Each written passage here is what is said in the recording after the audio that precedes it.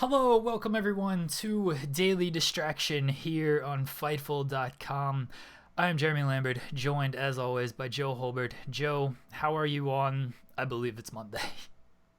Yeah, I was going to start with another week of Daily Distraction, but I think it's only our second actual week of Daily Distraction. So Yes. it is another week, but it feels a bit silly to make it seem like just another ordinary experience. The I'm longest excited. running weekly episodic Daily Distraction on Fightful.com.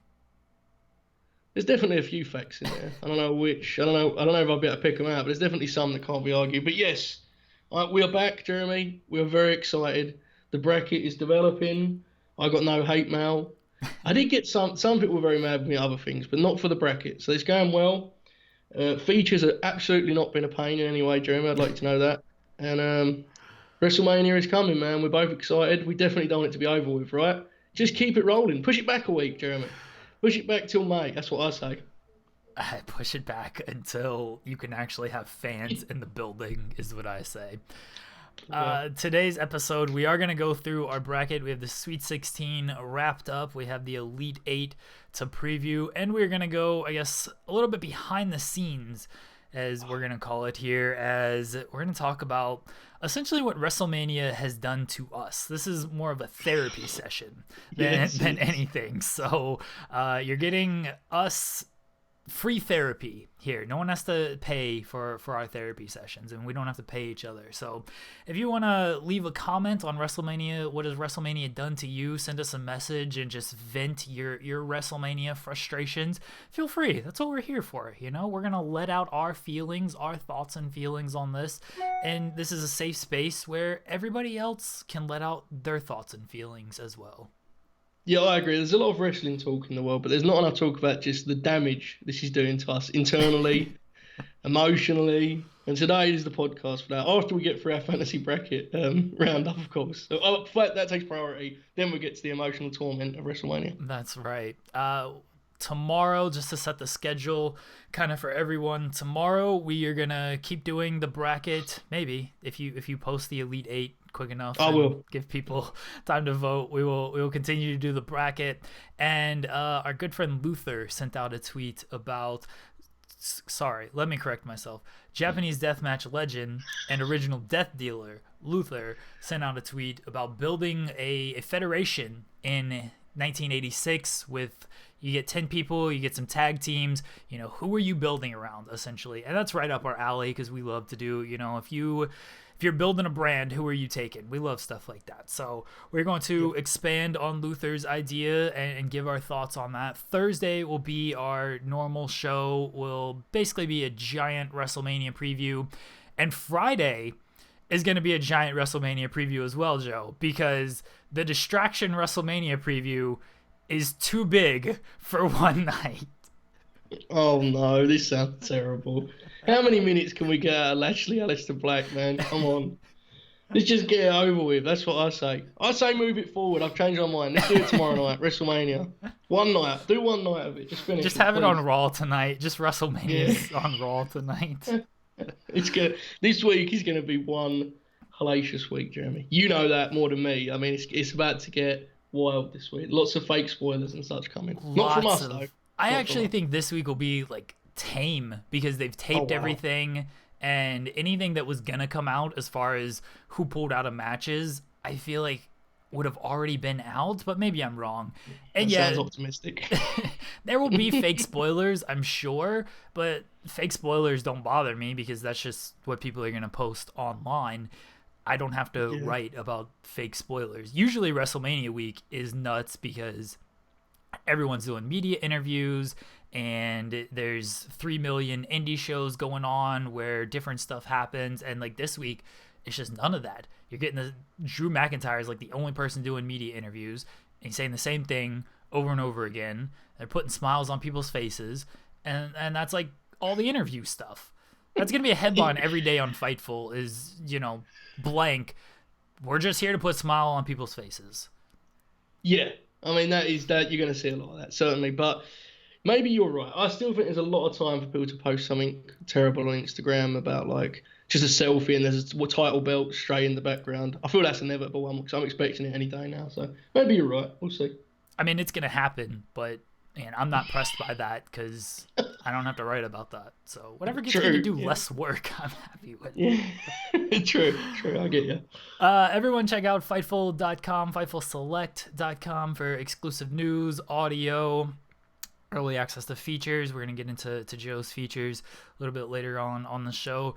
Everyone, if you go to Fightful.com right now, our bit with Ricky Starks where he talks about The Undertaker, meeting The Undertaker sitting on his couch and watching wrestling matches with him, advice, helping Undertaker train for the Mania match against Cena, all that stuff. The article is up on Fightful. The entire interview with Ricky is up. We did that last week. You can check out the interview with Ricky Starks where he talks about The Undertaker. He talks about the NWA, wrestling a broom, bunch of other stuff.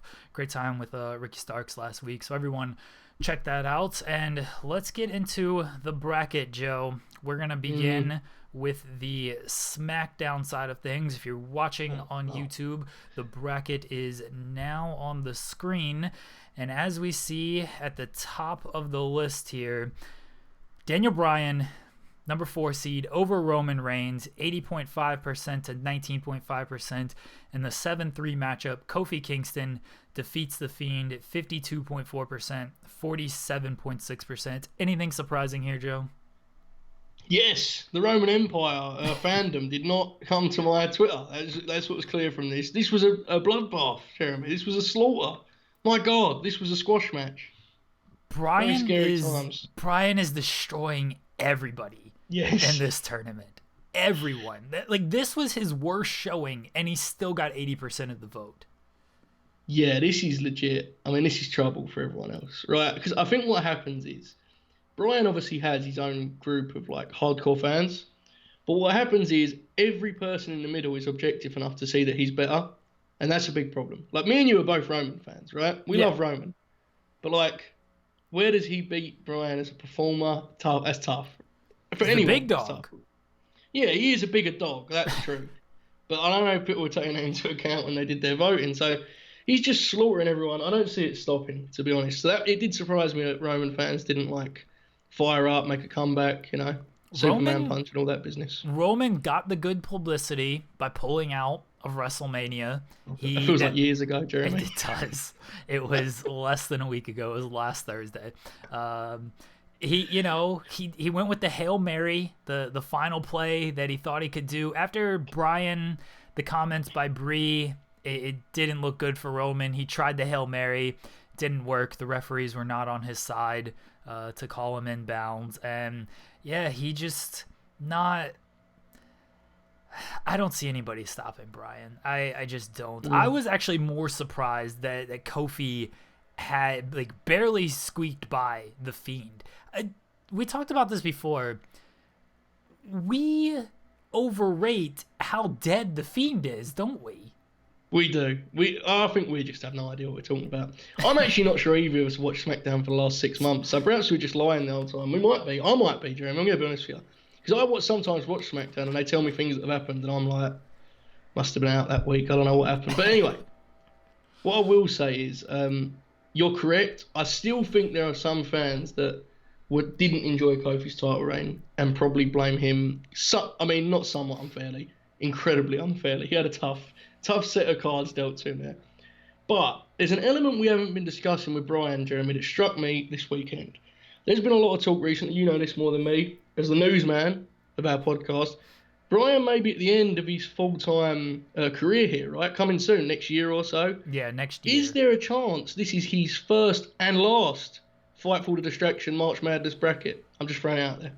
Well, he'll be around next year. It's going to be next September is when his contract ends. So he has over a year. People took that comment as he was going to be wrapping up full-time when Brie has their second child, which will be around August. But he said, when his contract expires, and he signed a 3-year deal, in 2000, I guess it would be, I'm terrible with math, 2018, which would 18, put him yeah. at 2021. So he said he'll scale back on his dates after this contract ends, which isn't until the fall of 2021. So he still has at least a year of trying to prop up Drew Gulak and hopefully Chad Gable and doing feuds with Big Cass and things like that. Oh God, don't remind me about any of that. We should do a whole podcast on that weird few months of terrible wrestling. Of Brian's return, like just Brian's entire return, that how they booked that whole thing was it's so something. interesting. It's like, and I don't want to get too deep into this, but the Kofi moment was so special that I think people have forgotten. Like Brian should have never even been in that position. He never ever should have been the heel champ going into his like 1 year spot Mania return, right? That should have been the coronation of his comeback. But nonetheless, this is way off topic now. But anyway, WrestleMania rematch in the next round for SmackDown. It is. Looks one-sided to me. I'm trying to recall why Brian beat AJ for the title. Oh, they did that because they didn't want to do AJ and Brock again, right? Yes. Isn't that why Brian won the title? Yeah, I think.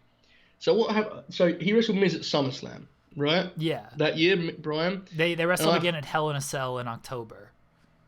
Okay. I remember reading an article with him where he seemed to suggest that he felt like he was calling off already, which is very on brand for the World Wrestling Federation. And what you do when you're calling off in WWE is you turn into a heel, remind everyone you're one of the best wrestlers on earth, and then eventually you build up enough cachet to go back babyface without any kind of trouble. That's what Brian has done expertly, right? Like perfectly. And to be fair, like if we were doing this podcast then, which thank God we wasn't, Jeremy was not doing it then, we probably would have been like, okay, you put the belt on Miz and you build a year to Brian's title win, right? Is it fair to say what they actually ended up having happen out of pure coincidence and chaos was better than anything we could have fantasy booked? Probably. So there you go. Yeah, that Kofi moment is tough to top. I'm just recalling now how WWE switched the title 2 years in a row just before Survivor Series, so they got out of booking Brock in a certain match because they didn't want to do the gender match, and then they didn't want to do the AJ rematch, and so they just switched the title the week before Survivor Series so they could get better matches. We don't have many matchups to go through, Jeremy, so I'm just going to ask, are you pro Jinder? Did you enjoy the Jinder experience? No. I understand there's a lot of, even during the time, people were just like, give it a chance. It's okay. You want them to push new people, and here they are giving you Jinder. And it's like, yeah, we want them to push new people, but like people who are good. And no offense, Jinder, those matches weren't good. His work wasn't great. Look, we know why he got the title. He got the title because they were trying to tap into a certain market, and even then, it didn't actually work out. No, the Jinder stuff was bad. I'm gonna be honest. I thought it was fine. I didn't have a problem with it, but I legitimately have been watching old pay-per-views recently, and I'm like, I miss when we just had two world champs that wrestled on pay-per-views and like did normal matches, because like when we had the Fiend and Brock for like that 3-4 months. Both championship matches was like, well, how many minutes can this person get out of this character? Like, that is not fun for me. I'm going to be honest. I miss when you could just go into a pay-per-view unsure of who was going to win or lose matches, and it was like normal wrestling matches. Now, granted, Jinder is not the flag bearer for that concept. I appreciate that, Jeremy. But, there was a good match with AJ I liked. So, there you go, Jinder. Take that compliment and run with it. There was a good match with AJ. We got a Great Khali return, which I think is the highlight of the run, and we got the Punjabi Prison. Look, I love wacky gimmick concept matches, and so that match was god awful. But I appreciate that they tried the Punjabi Prison match. There was one of those autumn matches that I remember being like super high on, and they followed it up immediately with the Punjabi Prison, and I was like, oh no, the gimmick has now died in every way I can imagine. Yeah. It was a weird time. It was a different time. The business has changed, Jeremy. You've told me so many times on this podcast, the business has changed. Let's move on to the Raw division here. Let me get the graphic on the screen. There you go. There's the Raw division. We have the 4 seed, another 4-1 upset. Kevin Owens over Brock Lesnar, 56.2% to 43.8%. And AJ Styles, the 6 seed, over the 2 seed Drew McIntyre, 60.5% to 39.5%. What stood out, Joe? Not a lot, to be honest. I think the Brock thing, you pointed out to me, the competition has not been super stiff for Brock. And he was resting on his laurels. He wasn't great transition defense. And I think inevitably, a hard worker caught him out in the end. Natural talent can only take you so far in a But bracket look, of this in the level. words of Mike Goldberg, hard work beats talent when talent refuses to work hard. That sounds like something he said in a BJ Penn fight, I feel, a lot. He said this in a GSP. It was GSP John Fitch, and then Joe Rogan. Yeah, look, I love Mike Goldberg quotes. I could give you a million of them. And then Joe Rogan goes, okay, but what about when talent does work hard? And Mike Goldberg goes, well, then you get GSP. What's your favorite? My favorite Mike Goldberg may be when Ronda was just getting destroyed by Holly Holm, and he came in with the rock star. Yes, remember the yes, it's tough being a rock star. That was incredible MMA commentary. I love that. Joe, I do it takes a lot of energy to be a rock star. I text that to my friend all the time. That is one of my that might be tops my. Oh, I love that quote. Well, there's other classic ones. The Soakaju one, right? You just want to soak it in. And he thought he'd said something so profound. It's great. Goldberg was awesome, man. One of my favorite exchanges is Randy Couture and Gabriel Gonzaga. And when Gonzaga gets his nose busted, and Goldberg thinks it's like 3 different things than it actually was. Like he thinks it's like he thinks it's like a head clash on the feet at first. He's like, oh, right there, you see his nose explode. And Joe Rogan's like, no, I don't think that was it, Mike. And then they show a replay of Couture hitting Gonzaga with a punch. And he's like, oh, boom, right there, his nose explodes. And Rogan's like, nope, that's not it either. And then they show the takedown where their heads clash. And that's when it broke. And Rogan's like, right there, that's when it happens. And Joe's like, oh, yep, right there, good call, partner. That's my favorite bit. There's a misconception that the best of Goldberg was when he was like fresh to it and didn't know what was going on. That's not true. The best of Goldberg was after he'd been doing it for a decade and felt he could actually like drop some technical nuggets in there. Like there was some amazing little pieces where he'd like say something that he had heard. I guess Rogan, he thought he'd heard Rogan say, and Rogan would just correct him immediately, and he would go back to his old bag of tricks. But yes, Mike Gold, we could do a whole show on him, really. He was wonderful. Imagine if he'd have done the WWE move that's always rumoured and talked about with music. Incredible times that would have been. Would he have been better or worse than Mike Adamle? I think he'd have been better. I think he would have been good at like the big moment commentary where you have to kick into overdrive and there's a title change. I think he could have done that. It's just he would have probably followed Jim Ross or replaced Jim Ross in some way, as crazy as that is to think. And like fans would have just hated how many move errors he made and getting names wrong, and that would have been the problem for Mike, I think. Mike Goldberg in WWE would have been amazing. Yes, he's actually like not bad in Bellator because he seems very self-aware. Yeah, like they do the whole virtually identical bit. Like they actually, that's a bit now for them. So it's like not as charming, but. Oh yeah, we could do a podcast on just Mike Goldberg quotes because there's so many of them. All right. Yeah. What are we talking about? Our bracket. Definitely. Yes, yeah, definitely. Kevin Owens over Brock Lesnar and AJ Styles over Drew McIntyre. A little shocked by AJ and Drew, but I think last round kind of showed that Drew was in some trouble when he struggled with Aleister Black. And I mean, he's still AJ to a lot of people. And that's big on the interwebs. Yeah, you know what's interesting about Drew McIntyre? Have you ever seen anyone on social media just outwardly say, like, that is my favourite pro wrestler, Drew McIntyre? Because I have not. No, that's fair. He's, like, everyone likes him. Yeah, he's just like, he's cool. Yeah, everyone likes him, but you don't see this big, like, Drew McIntyre contingency of, like, I'm just going to war for Drew McIntyre. Maybe that changes. Yeah. I don't even know if it's going to change after Mania because people are going to turn on him because that's what they do. But yeah. Yeah, it's an interesting one. I mean, AJ, to be fair, I don't know where that's at with AJ now, but there definitely was once. Pretty sure I was part of the contingent once for AJ. So Drew McIntyre was always doomed here, unfortunately. He struggled consistently. Well, not consistently, but he didn't last round. So this, no surprises here. Sets up an interesting matchup, though, right? 4 and 6 in the final of Raw. Interesting, very. AJ and Owens. That's a battle of two different, really the same fan base. It's just two guys with the independents who came up, and now we're. When was the last good Kevin Owens match? I couldn't tell you the last Kevin Owens match. It's been a really weird time, Jeremy. I don't know. I don't think he had any bad matches. I just No. This isn't no, a I'm knock with you, on. I'm with you. Yeah. This isn't a knock on Kevin Owens. Like, he hasn't had a great match in this long. It's just most of his matches, I feel like, have been tag team matches lately, and I just can't recall like when was the last Kevin Owens match that was like, oh man, that was really good. I'm with you. I don't want to bring it back to Jinder, but do you remember that weird like 7 month? It wasn't 7 months, but that feud that they had about Shane McMahon. That was strange times when Jinder was world champion. That was an odd period of WWE. None of you remember any of this. Wait, Owens had I remember Owens feuding.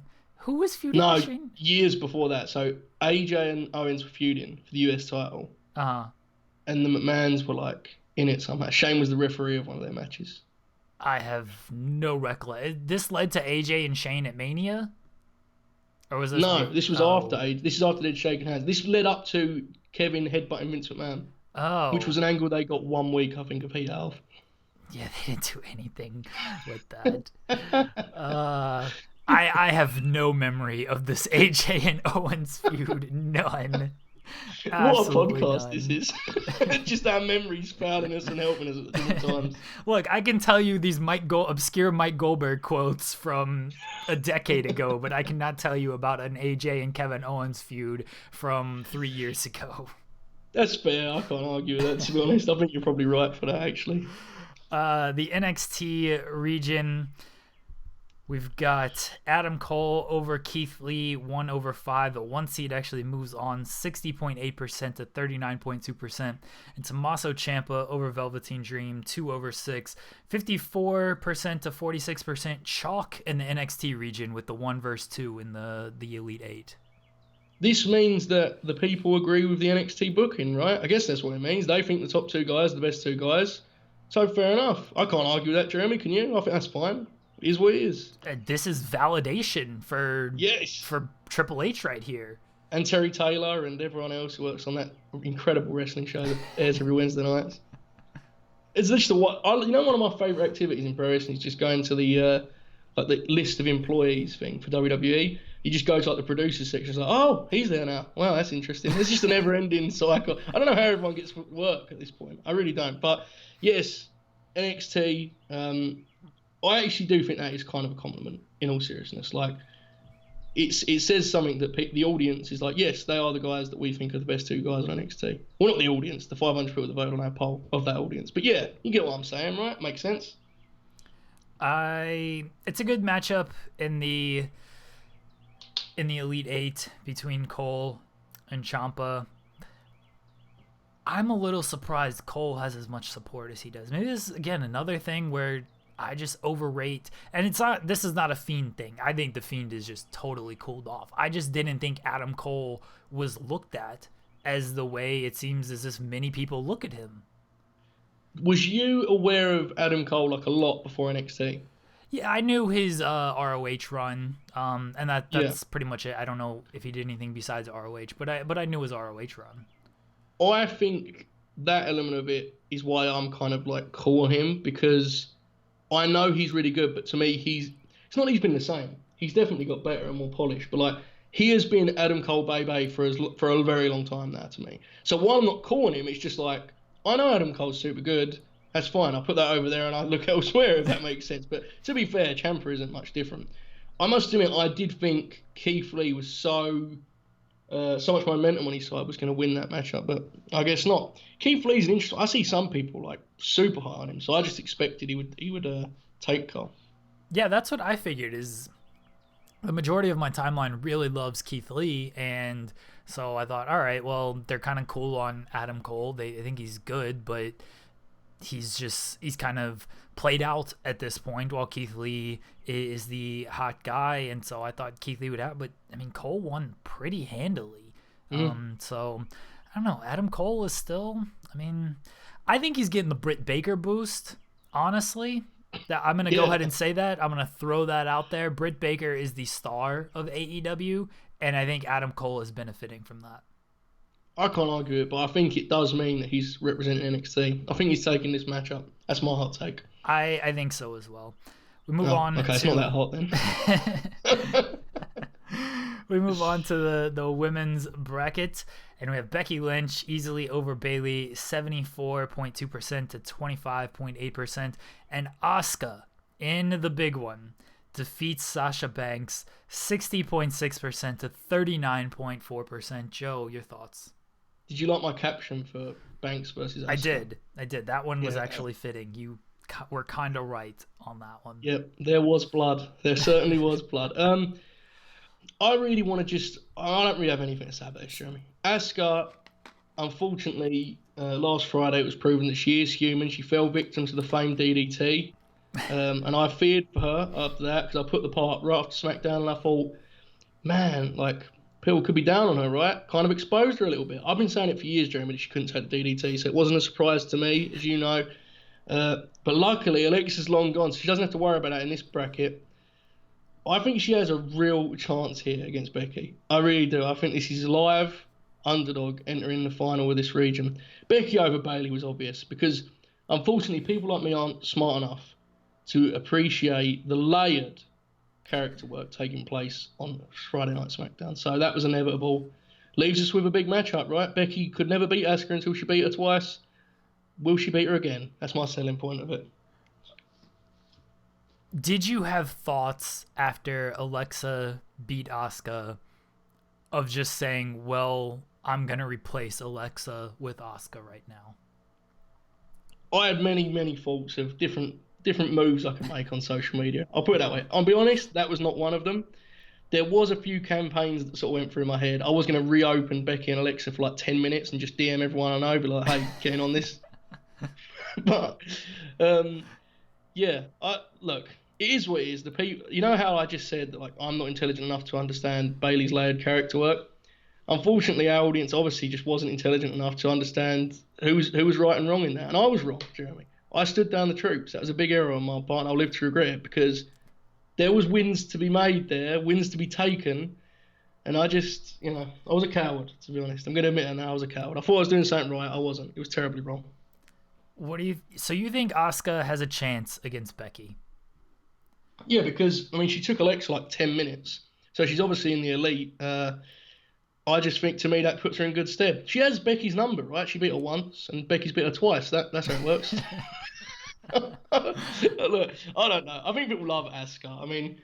In all seriousness, mentioning that match on Friday, there was like, people were out for blood, actual blood on Friday night when that match ended. So it seems people are like still all in on Asuka is the greatest. And I'm not saying they're wrong. I think they're actually right, probably. So yeah, good luck to everyone involved. But I'm out of it. I just like how Asuka was built up as this killer who Becky Lynch could not beat, and then Becky beat her twice, and Shayna pretty easily beat her in the Chamber, and then Alexa just beat her on SmackDown. It's like, this is Becky's greatest rival, and she just keeps losing all these matches. Yeah, you know what I will say, though? I'm going to turn the tables. You're 100% right, and that is that's very WWE. But I do feel like someone needed at some point to be like, hey, like, should we reestablish that Alexa is like a wrestler? Because she has been a talk show host for what feels like 12 years. So I thought it was cool to have her have actual wrestling match and win it. That was nice. I enjoyed that. I appreciate it a lot, whoever did it. And let's be honest, man. Asuka's, I don't want to kind of phrase this the wrong way. Asuka is great. It's highly likely that her run has peaked in terms of where they are going to position her. That's fair, right? Oh, it peaked at the Royal Rumble.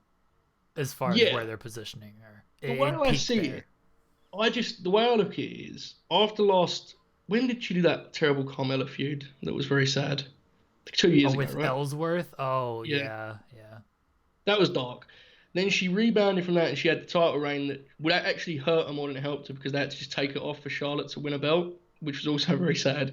And to me, and people were going to get angry about this, the last 6 months have been a bonus, I feel. Because I legitimately last summer would have told you that she was just done. I didn't know any idea they had what they're going to do with her. Her and Kyrie got put together and just did nothing. The heel turn has given her, like, she's been, I don't want to overstate it, but like, she's been one of Raw's most important females. Is it ideal? No. but at least she's doing stuff again, right? There was a while there where it just felt like Asuka was just floating around aimlessly. It still feels like she's floating around aimlessly. Hmm. She doesn't have a match for Mania. I mean, Oh, they must have a match. I mean, Nikki Cross just kept bringing it up over and over again. Cole was like, please, calm down. I feel like they're doing that, man. I assume that. I don't know what the situation is, but... Well, we're gonna talk about that because you did get a scare last week, and we're gonna get into that. So everyone, in just a second, everyone, the Elite 8 will be up on Joe's Twitter maybe by the time you're listening to this. So go to Joe Hulbert 5 on Twitter and vote for the Elite 8, and then we will discuss the Elite 8 and preview the Final 4 on tomorrow's show. So you got about 24 hours to vote, everyone. So get those votes in. You got Raw tonight to potentially influence some decision. I don't know what AJ and Kevin Owens are going to be doing on Raw, but maybe one of them cuts a really great promo to build this match. And then we will talk about the Elite 8 on tomorrow before wrapping things up at some point this week with the tournament. It's coming to an end. This is the time to step forward as a fan. Don't be like me and be a coward. Step forward, do the right thing. Let's talk about what WrestleMania has done to us mentally and emotionally, Joe. This is a therapy session for us, for anybody listening who wants to just get their problems out there about what kind of damage, long-term, short-term, WrestleMania has caused them. I'm going to throw it to you first with these features because I know they have thrown you into a tizzy with some of them and the changes, because your wording has had to change on a lot of them. But first, talk us through like what goes into the actual writing of the features. When you sit down, let's say things are normal, and you're writing a feature, what is your process like? Okay, so there are some exceptions where I have to watch a lot, but generally I'll pick out a handful of things that I consider either important or the opposite important, things that I definitely don't remember / didn't watch ever. Okay, I will then work my way through these. I'll take notes. I will then write a feature based on purely my perception of whoever I'm covering, purely my perception. Then I'll write one with the notes. Then I'll kind of mesh them together, do some editing. Takes a long time. Very sad experience. The time it takes is a little bit kind of inconsistent. There's sometimes, I mean, back in my prime, Jeremy, when I was a young man, before the wrestling darkness took me down, I used to be able to just sit and write a feature and it'd be like done hours later. The long gone times, very long gone. Which leads me into WrestleMania, Jeremy, where the one article that I did months in advance was a Roman Reigns feature, because I assumed Roman would be in a main event match. So this is not a lie, this is not an exaggeration. I legitimately produced a full feature about Roman's his relationship with the audience in past WrestleMania, and a look into the factors at play, why it is that way. Is it an indictment of him? Is it not? What's going to happen this year? Will the crowd make noise, Jeremy? Then I found out there will be no crowd. So I then returned to the work and I decided, okay, let's do a new one. So I did a new one, and it was all about the fact that, to me, Roman has still never got an actual reign, like a prolonged babyface title reign where he works through a whole group of heels, and he's just a champ for a long time. There's no kind of shenanigans, money in the bank business. Then he pulled out WrestleMania. So, and to make it worse, on SmackDown they suggested he had not yet pulled out WrestleMania.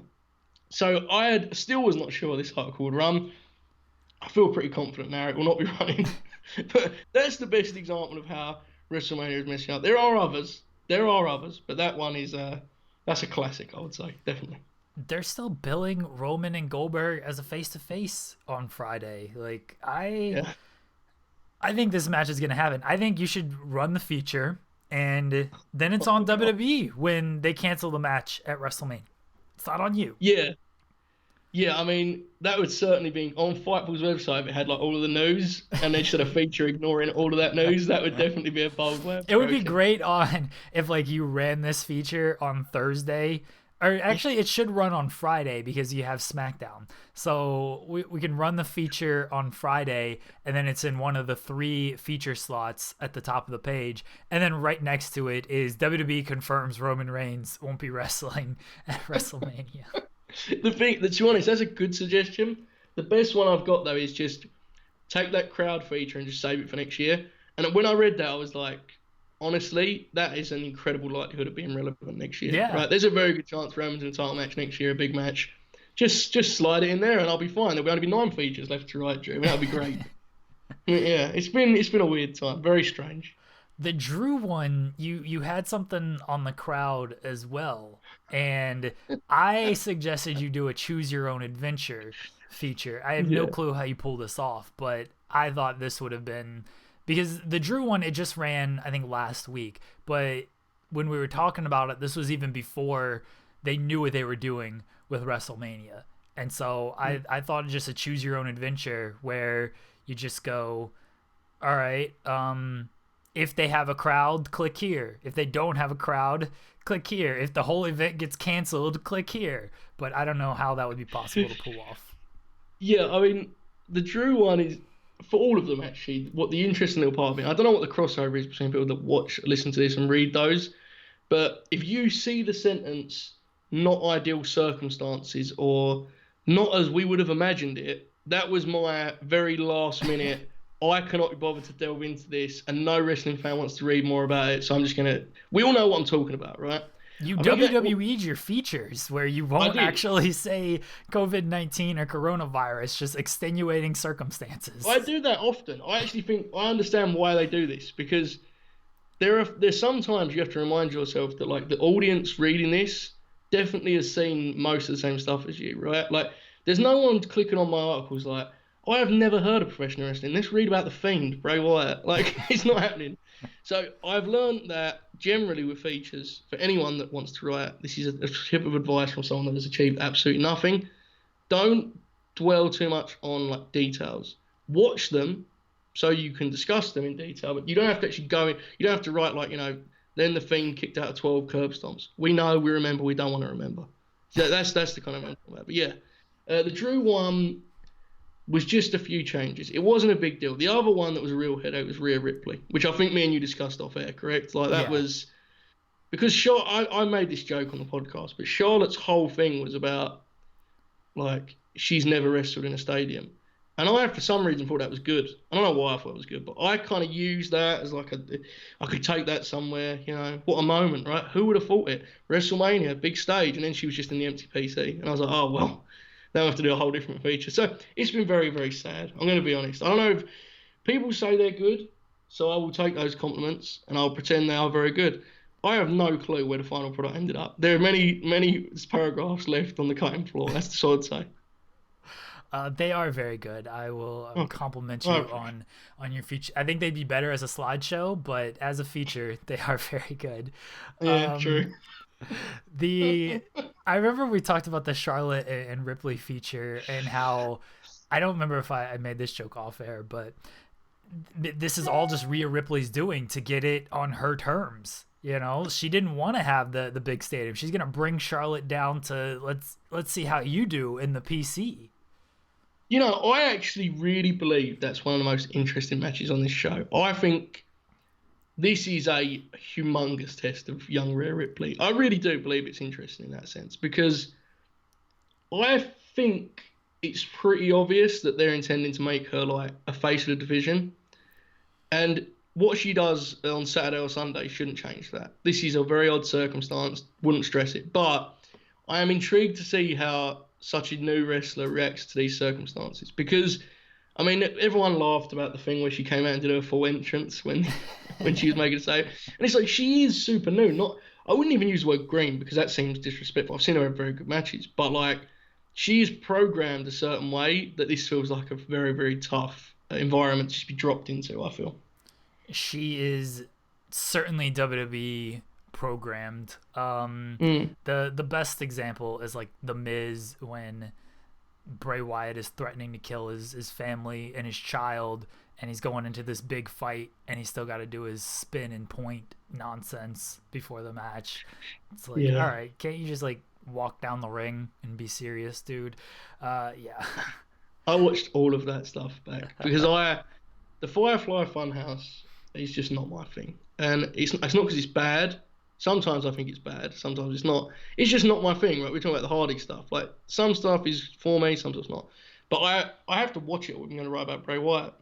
So there's a version of the Bray Wyatt feature that is just like me just trying to get myself through the details that is the Bray Wyatt character. I'm trying to have any understanding of what he is. And I was reading it back like there is someone out there that can do a great version of this article that understands all of the details, all of the symbolism. I had no clue, so I just totally scrapped that. But yeah, the Bray Wyatt thing is odd. I think that match is going to be hilarious, like legitimately hilarious. I can't wait for that match because I do think that is one match where they will Michael Bay it up and just do the dumbest, wackiest things possible. I mean, Cena comes from that Hollywood world anyway. He's used to being in these big action movies and stuff. I want John Cena to be like, all right, what if he hits me with the mallet and then my head just explodes into a million pieces? Okay. Yeah. I'm glad you brought this up because my brother has been asking me to shout him out on this for a long time, so I'm going to do it for him now. He's been fantasy booking this deal, and he thinks this is the end. He thinks they're writing John Cena off for good. I don't know what. To be fair, he didn't go into the detail that you just went into, but based on what he told me, that is what he's expecting. Like a full-on, just fatal end to the John Cena character. We never see him again. That would be bold on an empty arena WrestleMania in this climate. He comes back as just the prototype, and he has no memory. Yeah, that would be strong. He has no memory of John Cena. He's just the robotic prototype guy again. It would be incredible if there was no wrestling and Bray just killed him. Like, just no fanfare, no commentary. They just met somewhere and Bray murders him. It's like, oh wow, I guess he really is a killer clown, right? That's crazy. What if John Cena shows up as invisible? I don't know if you've seen this movie, The Invisible Man, but we can't see John Cena. What if he just shows up to this match and he just can't be seen? Yeah, I mean, I think if you're going to extend this match to any kind of length, that may need to be used. That might be the smoke and mirrors you need to get through this. I don't know what this looks like. Where is this going to take place, Jeremy? Do we know? Do we care? In the Firefly Funhouse. But like, when they say that, do they mean legitimately the set of that show? Because if no idea. We're in for an incredible. Because yeah, I think they're gonna reveal like the entire. All we know right now is like we've seen Bray's little room. This is a whole mansion, Joe. Like this is the Firefly Fun mansion. It's not just a house. So they're gonna fight into the kitchen. Remember the bad Randy Orton match where what was that? What was that Bray Wyatt Randy Orton match that took place in the house? Wait, the House of Horrors. Isn't that what they called it? Yes, I think so. When was this? 2018? 17? Sure. 17, right? Okay, I'm gonna get to this, but. The only time anyone's ever like invaded that area was the incredible Seth Rollins piece of business. So yeah. I don't know if they can top that as far as hilarity goes. Extreme Rules, does that feel like it? I don't know. Where am I aiming here? Oh God, kendo stick on a pole. I better get away from this. This is all very dangerous. This podcast is just us trying to recall very bad pro wrestling. Right, I think I've got it. Payback 2017, House of Horrors, 17 minutes. 17 minutes. I think it ended in the ring too. Like they left the House of Horrors and then they just wound up back in the ring. I have an asterisk here. So this time indicates the combined length of time that the match was shown on the show's broadcast. So therefore, you got to realise this match actually probably spanned 2 hours. It probably. Now, this is a different time. Oh, this was those days where we had single brand pay-per-views, Jeremy. Yeah. And they would end in like 2.5 hours. Oh, glory days. Enzo Cass. Austin Aries versus Neville. Incredible. Gotta love it. Where are those guys at now? Yeah, well, very different places with very different opinions surrounding them. But I'll leave it at that. 2017, was it good or bad? I don't remember. It wasn't good. Right? It was really bad. It was awful. But that's the kind of bad wackiness that I want. Like, I want them fighting in the Firefly Funhouse kitchen. I want Ramblin' Rabbit jumping out and like attacking John Cena, and I don't know the other characters in the thing. Huskus the pig. I want John Cena doing the Muscle Man dance just for I don't know why, but this is the kind of dumb stuff that I want out of this match. I don't know how we're previewing this match now, but we are.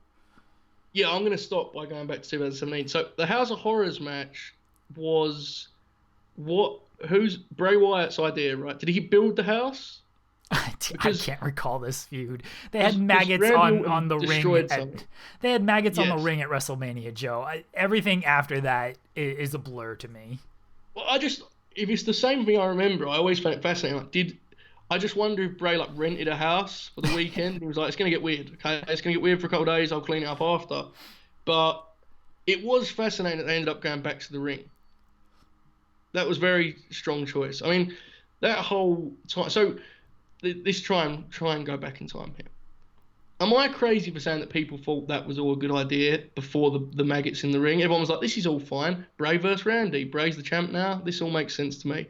And then maggots were in the ring, and it got very sad. That's what my recollection is. Yeah, people were interested in the feud, and the feud leading up to that was good. I mean, the whole Orton goes into the Wyatt family type of deal. Everyone wanted Bray to win the title. They were happy when Bray won the title, and then people thought the turn was a little too quick, and then they had the Mania match, and yeah, once the maggots were in the ring, it was just like, just end this all, like, end everything right now. You know, the time just before that, like 2 months before that, that period of SmackDown when they first drafted rosters is legitimately one of my favorite like WWE times ever. Do you know that, Jeremy? I'm going to be positive here. I loved that time. You know, when they first did Talking Smack and all that fun, and Miz was like on fire, and there was other good stuff that I forget now, but it was good. You know, Baron Corbin had hair, Kalisto was there. It was fun. I liked it. Anything else? Oh, we've got to talk about the tag team feature that I guess is still going to run this week.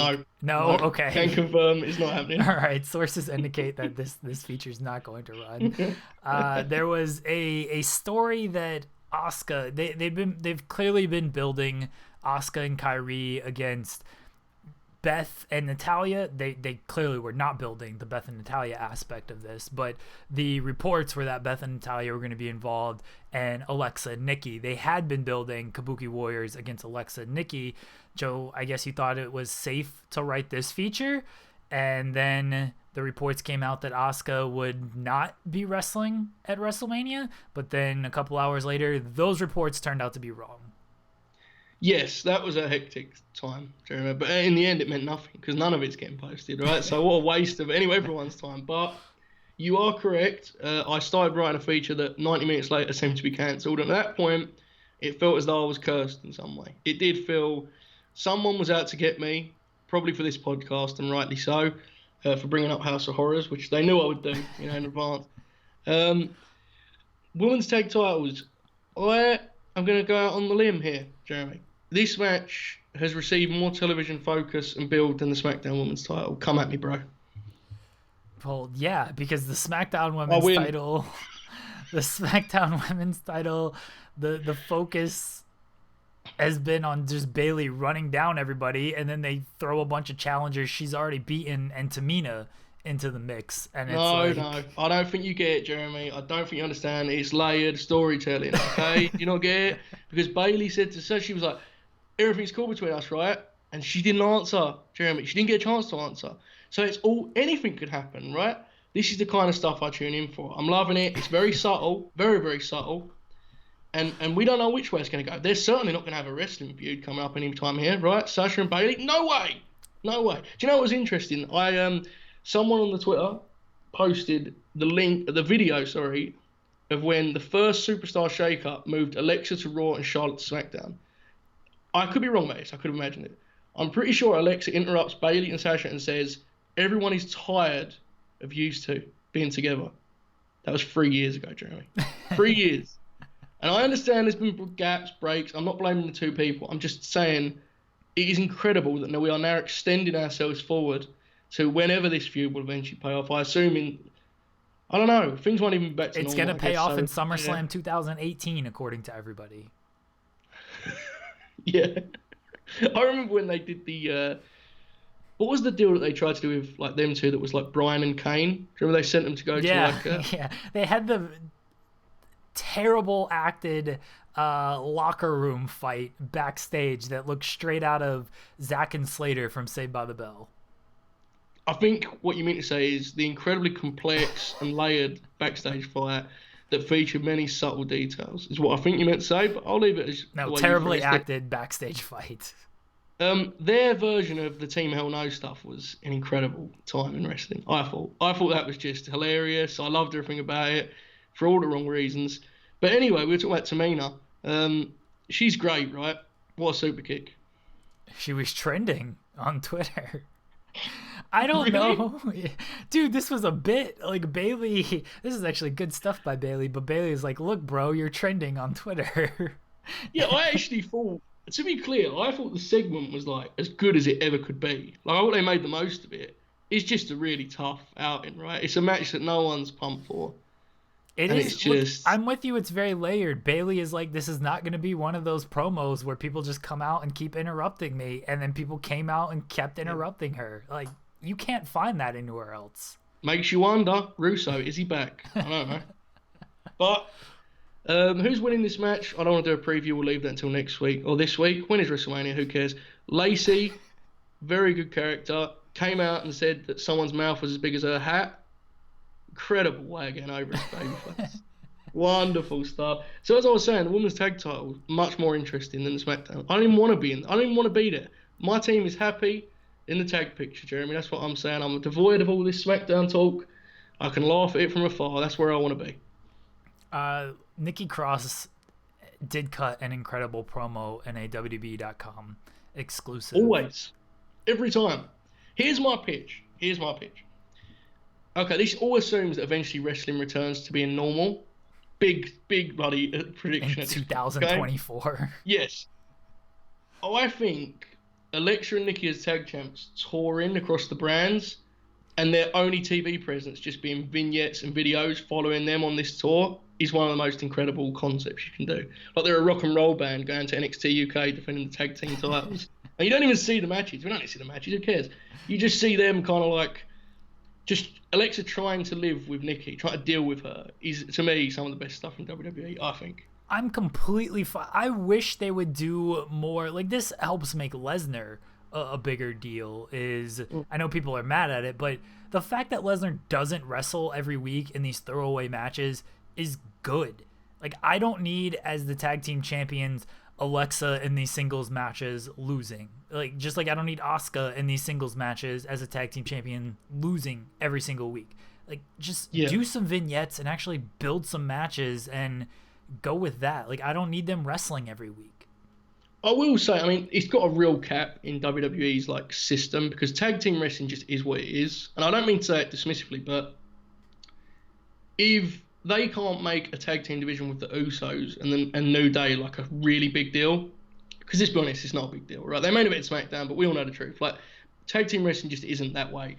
You have some cool matches, you get to WrestleMania, you get put in one big match, you kill yourself on ladders, good job.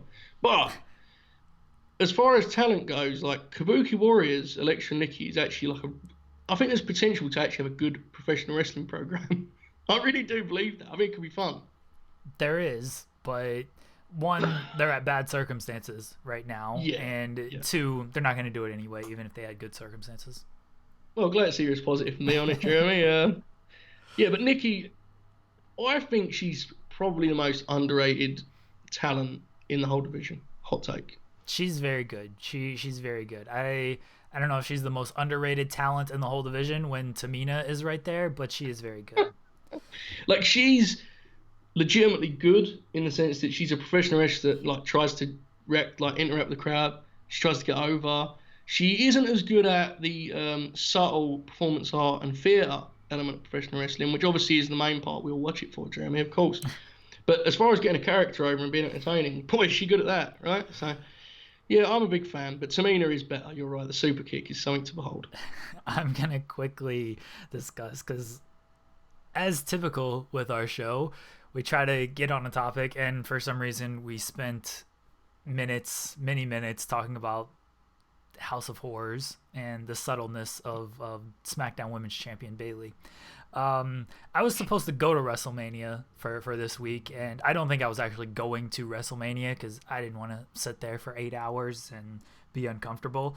But I was going to WrestleMania week, had some things lined up with some wrestlers and things of that nature. Gonna have a good time meeting all the people on the social media that I would never typically meet in real life, and it was gonna be fun, and that didn't happen, and that's very disappointing for me and for a lot of people. I know a lot of people were planning to go to Mania. I know a lot of people had cool stuff planned, and I think this whole thing just sucks the way it turned out, and obviously there's nothing we could do about it, but it's Mania week, and it's just like it feels anything but Mania week. Like, this is the week where I'm used to just like sitting in my office. I have multiple screens. Like, all right, I'm gonna throw on this independent show, see what happens here, and I'll watch this, see who says what, do all this interview work and whatnot, which is fine. I love Mania week. I love working hard during this week, despite what I said earlier in the show. Like, I love doing this stuff. This week, this is a week where I don't feel like working because it just doesn't feel like Mania week. It just feels like everything is a drag right now. And like when they announced Sami and Bryan last Friday, like Sami Zayn, Daniel Bryan, this should be awesome. I'm just like, I don't care. Yeah, I understand. It's very tough to get excited about stuff like that, right? Sami Zayn, Daniel Bryan in the stadium, it'd be like, man, what a cool moment, what a cool match.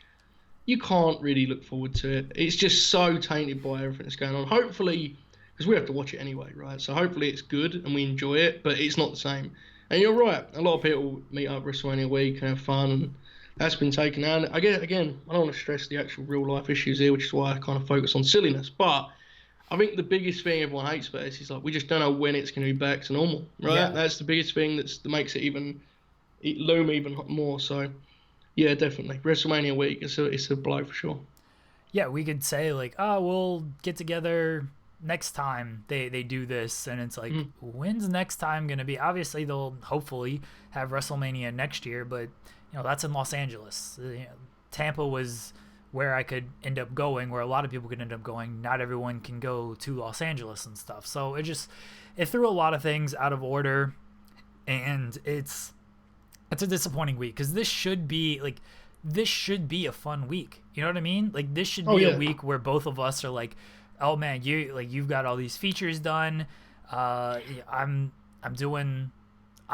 there. I'm talking to whoever. I'm going to these shows. We're doing our show live from WrestleMania, sort of, and like, this should be a fun week where everyone in wrestling just comes together and enjoys. We discover new talent, on these independent shows.